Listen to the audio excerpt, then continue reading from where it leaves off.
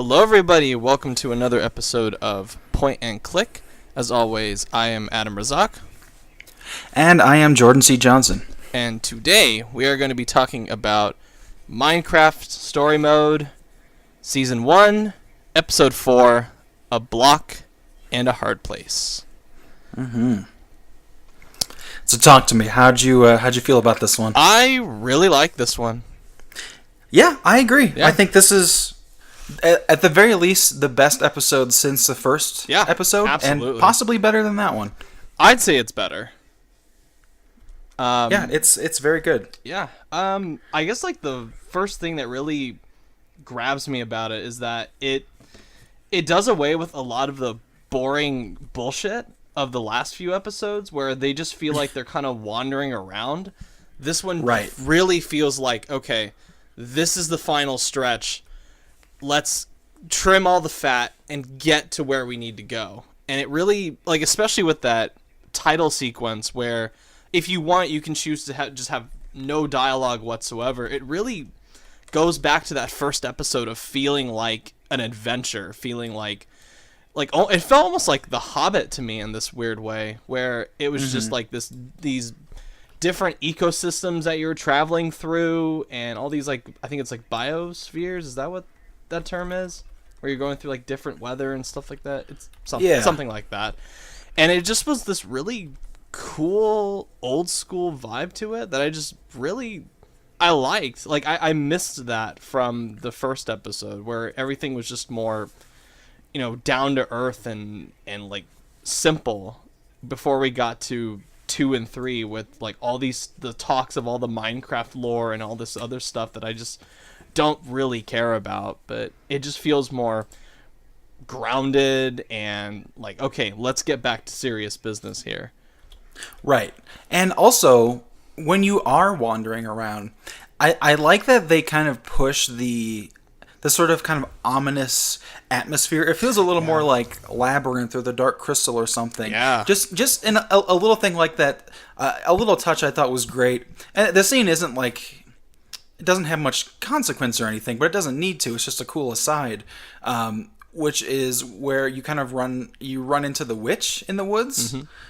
And it's just such a cool little contained scene that it's just, it has like a certain kind of, a little bit of darkness to it, a little edge to it. It feels kind of creepy, and yeah, I want more of that from this series. I'm fine with asides. They don't necessarily always have to, feed into the main narrative or anything, but it's just, it has atmosphere and edge to it, and it makes the episode memorable and involving. Yeah, that witch part in particular, I'd completely forgotten about that, and I really liked that. That's one of my favorite parts, just the simple fact that, like, when you're looking for the potatoes initially and you can find them, that house is there even before you see it or interact with it. It's just there in the distance as some kind of like looming threat, and it's really cool, really creepy, especially when the witch, like, you see her walk through the trees in the background. It's just so cool. Yeah, it's great. I agree. Yeah. I mean, I didn't expect her to be like a big portion of it, but I felt like her, like the way they kind of got rid of her at the end, kind of was like, I kind of wanted a little bit more from the witch, just because I felt like that could have been maybe a secondary antagonist just for this episode with more of a presence. But I mean, that's a very minor nitpick of this whole episode overall. But I kind of wanted more of her. Yeah, and I mean, I think the way she gets kind of briefly reintroduced in the maze is cool, and again, kind of unsettling. Yeah. But yeah, I mean, she doesn't go very far. But I can see what you're saying about maybe wanting to bring her back. She's almost like a more unsettling villain than the Witherstorms are. I don't know. Yeah, I almost wouldn't have hated if she were behind him or something. I think I like the idea of Ivor being behind them, especially where it goes in this episode. But the lack of resolution allowed with Ivor is so disappointing to me that I think it could have been cool to have maybe a more unsettling villain behind it if they're not going to let you deal with Ivor. Yeah, that was so bizarre when he just pops up. Like the initial introduction with him and Soren talking, that didn't feel weird to me. It's when the group comes back out and they see Ivor like clear as day, and the only line spoken, I think the only line they mention is like, "Oh, what's Ivor doing here?" And that's it. That's all the questioning that they do. They don't. Yeah, he's just let off the hook so easily. Yeah. It's just, I don't get it. I think because they want you more to feel sympathy for him in a sense because of the whole lying about the Ender Dragon thing, but it still just doesn't really work, at least. Right, and again, that should be a choice. Yeah. But you shouldn't have to feel that way. Yeah. He's kind of just crowbarred back in. Well, he disappears even during the climax, and then like he's there just to be like, "Oh, well, here's the enchanted sword, here's the enchanted armor." And then he doesn't really do anything. He just kind of disappears. You almost forget about him, and then he like pops up at the end of the ending ceremony. I don't even think he's there during like when you're like comforting, where everyone's comforting Jesse at the end. It's just he just reappears like nothing at the end. It's so bizarre. It's just bizarre. I don't know if they just had limited time with Rubens or whatever, but it's just strange the way they write him in this episode. Yeah, and I mean, the first time I played it, I was like, okay, like I'll swallow this for now, assuming I'm gonna get to deal with it in the future. But I already know you're not going to get to deal with it. Yeah.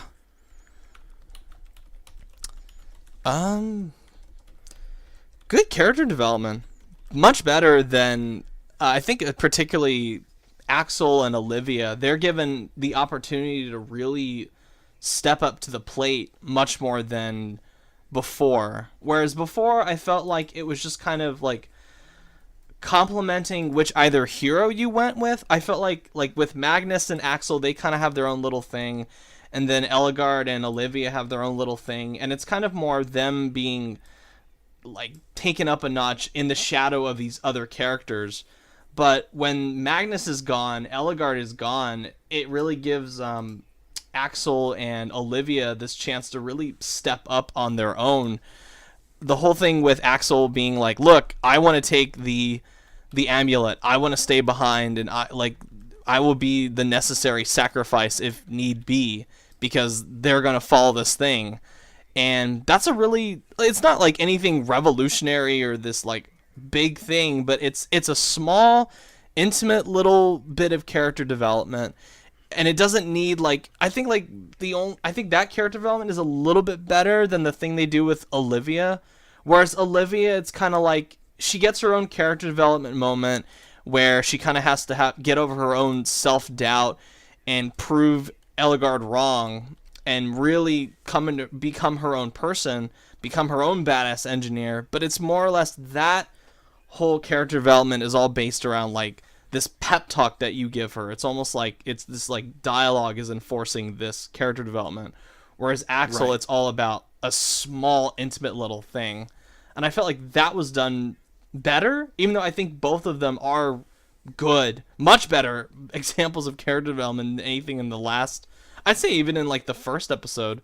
But I wish we had even more moments like that. You kind of get that a little bit too with Lucas, kind of, with like one of the only choices I think that I really gave a crap about in these last few episodes, where you can just let him go or try to convince him to stay. It's stuff like that I like and I miss when it's not about which person did you shake hands with, or did you do your secret buddy slapping thing with your buddy. It's all about, like actual people interacting with one another, and those choices are the ones that are actually worth a crap, rather than the other just totally non-essential, useless, waste of time ones. Yeah, and I love that little Axel moment where you can decide to let him take the amulet. Yeah. Yeah, it's just this great little moment between the protagonist and him, and it's not just a development for him, which it is, but it's also developing your relationship based on how you choose to to let that play out. Yeah. Yeah, just a really good episode. I mean, like I've taken notes. I took notes with this, and I guess it's a good thing. It's a good sign of this episode that I wasn't constantly like looking at my phone, jotting down notes, because I just was like really into it. Past like once they get to Ivor's laboratory, I was just like, okay, I'm in. Like even the puzzles just didn't piss me off because they actually made sense for the character, and it was this nice little like a way of introducing exposition into puzzles and making you almost learn the relatively, I guess, maybe fake history of the Order of the Stone, but it's better than, hey, here's this train blocking your way. That's, to me, that's just not interesting. That's not tied to learning more about the world. It's just a big annoying train in your way. Rather than Right. here, let's learn about the history of this, the lore of this world, and complete this puzzle as well, which makes sense given Ivor's super secretive nature and personality. Totally. Yeah. And that is, I mean, the main thing I want to talk about in this episode, and it's, I think, the main force of this episode and kind of the series, though I don't know if it's developed as much as I'd like, but I think it's really interesting, this idea of the Order being essentially fake. Yeah. Like they've been lying about their heroism all this time, and how you choose to deal with that and interpret that. It's a really interesting idea, this sort of realist look at, you know, history, or arguably revisionist look at history. But yeah, I mean, it's just, I don't know. I think the idea of accepting that and deciding if, you know, it's better for the world to know the truth or just live with the lie, print the legend essentially, and then deciding, you know, how you're going to go forward with that if you're becoming the next incarnation of it. I don't know. It's a very interesting idea. I don't know if there's a lot done with it, but I appreciate that they're dealing with it. Yeah, it's a really interesting moral conundrum that I don't feel like really, at least in this episode, intentionally pushes complex questions. I think like there are a few here and there that could spark some kind of debate, but I appreciate, like you said, that it's there, because it does give you something to think about after you've played it. It's not just something that just goes in one ear and out the other. This is the kind of situation that, this is what Telltale should more be doing, where they create these situations that make you think about yourself and what you would do in this situation. Like, right. And that's prime Telltale. That's when they're at their absolute best, making you question yourself and maybe change your mind about long-held beliefs that you've had, because you're being put in this situation in an interactive medium where you are the one being forced to make that decision. And that's great. Like that's something that you, like when you look at Minecraft story mode, moral conundrums are not the thing that you think of, but the way they do it in here is fucking awesome. Like it's so good.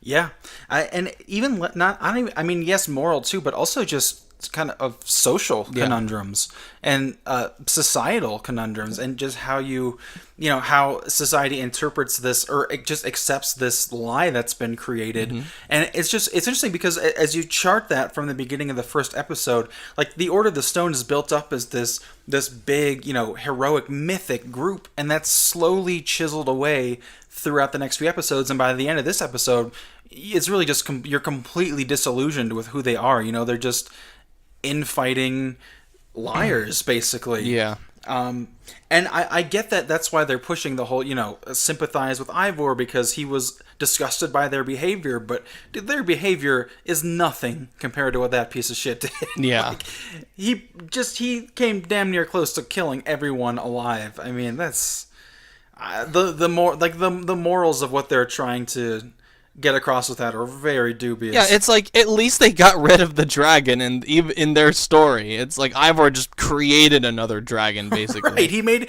Yeah, exactly.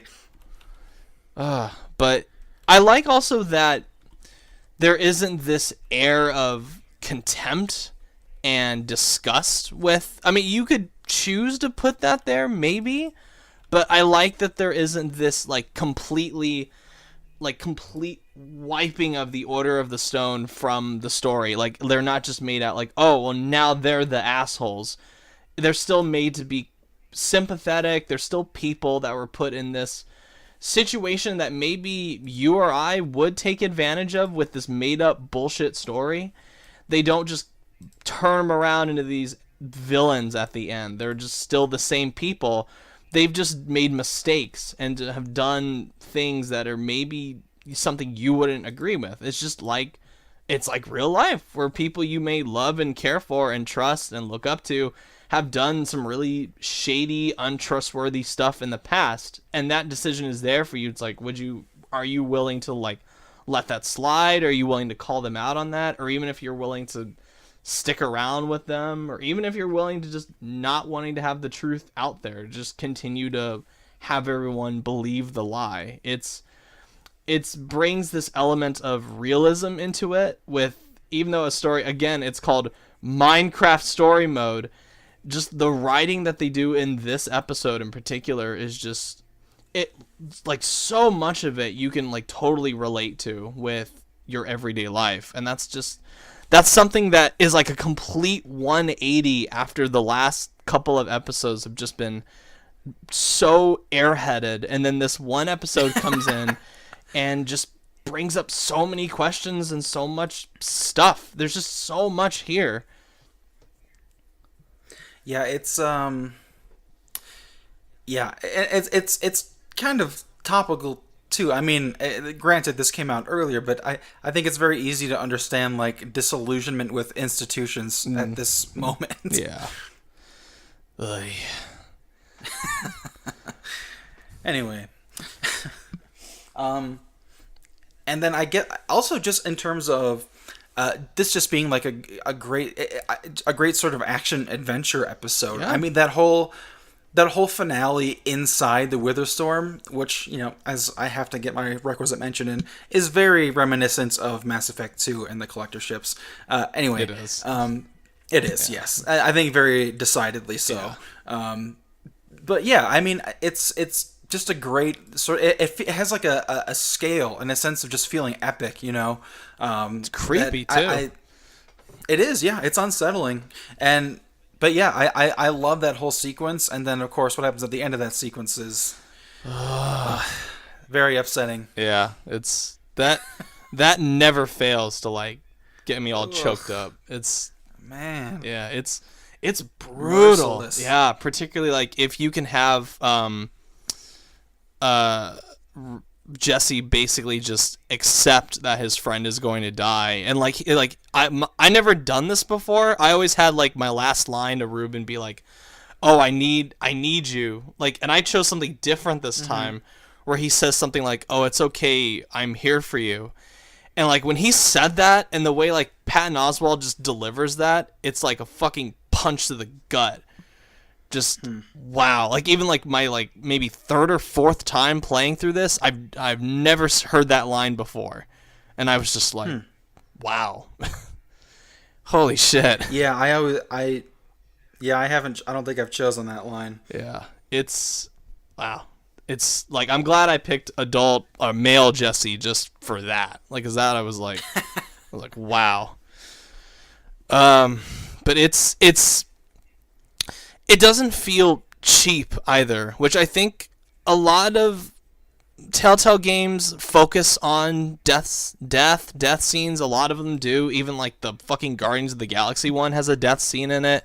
But I feel like this one is really well done, just because it's with a character that actually does help you repeatedly throughout the whole series, and you feel this sort of need to protect Ruben because he's a pig. He's not a human compared to all the other guys, but there is still this element of him having your back throughout the whole thing, particularly with the Witherstorm. Like, Jesse's absolutely right. He is, without Ruben, they would not have succeeded. Like, Jesse would have been swallowed up by that Witherstorm, and Ruben makes this. and it's not this where Ruben knows that he's going to die. It's Ruben jumps in selflessly to help Jesse, and then unfortunately he just gets taken out in like one of the worst possible ways, getting like bitten by the Witherstorm, yanked around, and then thrown into like an unknown abyss. And it's like, that's... Yeah. It sucks. And then the best touch of all, he just like turns into a ham. Oh, God. Oh, my God. Oh, it's brutal. Yeah. Fuck. And he's like holding this ham like it's like... Oh, my God. Like, I never thought I'd ever see that. Like, I never thought I'd ever get emotional, like, a person, holding a piece of ham and, like, cradling it. I'm just like, holy shit. Like, just something, like, man. like outside of context, like, someone, like, cradling ham, you just look at it and go, what the fuck are you doing? But, like, in this game, it just sucks. It's every time. And I was waiting for that, dreading it throughout the whole climax. I was like, I don't want to go through this scene. I don't want to go through this again. And when they do it again, I'm just like, fuck. Like every goddamn time. Ugh. Yep. Yeah. And I like too how like the ending is very celebratory with you like saving everyone, but there still is that element of bittersweet or sadness if you choose to bring it there. And even like you could choose to have a completely happy celebratory speech at the end and still proclaim the the Order of the Stone are still heroes and stuff like that, but it's just every time I choose to end it with like that sad reminder that like, hey, people, animals, loved ones died during this whole ordeal, and that needs to be highlighted above everything else with the world being saved. And I love that you can just do that. It's like, again, they're providing options with how you want to end, well, not end your story, but because they have the fucking DLC, but it's this arc, this storyline. They choose to end it the way you want to do it, and I love that. I think it's awesome. Mm-hmm. And again, I mean, such a surprising ending the first time I played it, because it's just like, oh, well, there's another episode. What the fuck? Like, this is like, I mean, this is the last. Yeah. This seems like it should be the end. So yeah. Well, they had to like put, I think it's like 3 more DLC episodes after this. I think it's 3 more. So yeah, yeah. I remember, to be fair, I remember most of them being really good, but we'll see how time goes. Yeah. I'm curious. I mean, I played the 5th one, but everything after that's gonna be new to me. Yeah. Oh, just you wait. Yeah. I don't know. Like, that's all I've really got in my notes. Like, my last note is, God damn it, Ruben, ... That's, like, all I've got. And I'm just like, oh, God. Ugh. So, yeah. That's really all I've got. All I've got left. Oh, actually, no. There is one thing, like, one really minor distracting thing. I don't know if you got this, but, like, throughout that entire opening scene, and even after that, with, like, Soren talking to everyone and complaining that his plan didn't work, I got this, like, weird thump. Like, it's almost like a heartbeat, like, pulsing through my speakers. And I don't know what that was supposed to be. I don't know if, like, the sound mixing just went all fucked up on me, but I don't know if you got that too.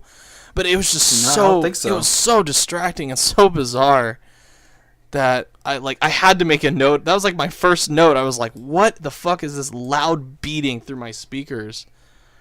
Like, super distracting. And I was like terrified that it was going to be there through the whole way through, but it subsided eventually, but still, I gotta point it out because it lasted for like a good 10 minutes, even during the quiet part, which was weird. So yeah, I did not encounter that. Oh, Telltale. I will say, like, I mean, a lot of these a lot of these series I played the first time on PS3. This not this one. I think this one was PS4, but I mean, playing them now all on PS4, I mean, the jump in performance is just massive. They play so much smoother. Yeah, play them on. If you play them on PC too, like I can't go back to the PS4 version either. Like it's just that good. I'm just like I go back to like if I want to. I go back to like Guardians and I just look at it and I just go like, ugh, God. Yeah. Yeah. Did you hear they laid off like 25% of their staff today? Telltale? Yeah. Huh. Yeah.